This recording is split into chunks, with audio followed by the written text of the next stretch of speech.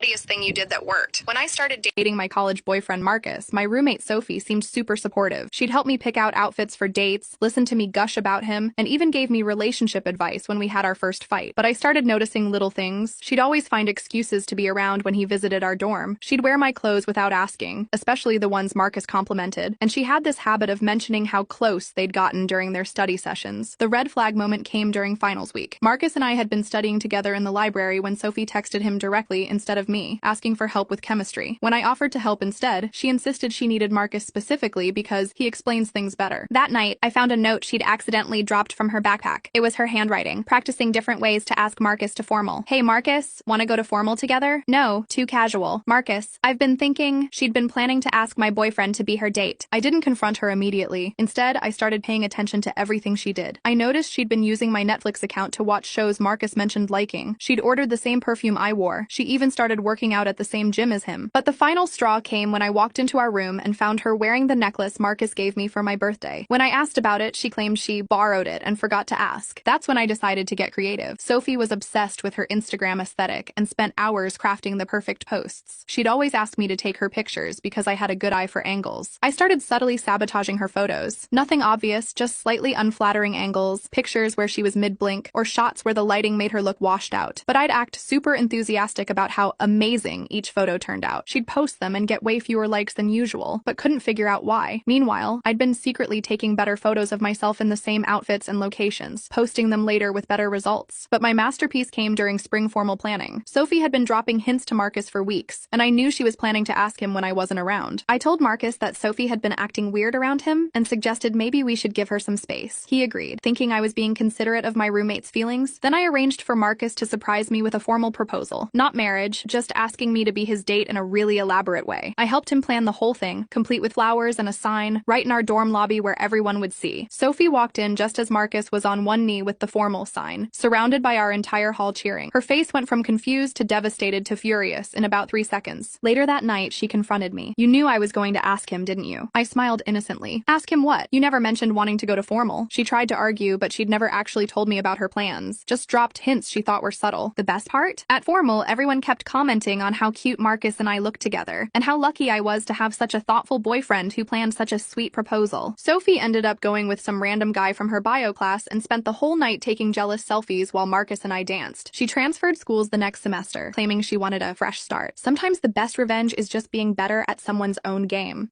What's the pettiest thing you worked? When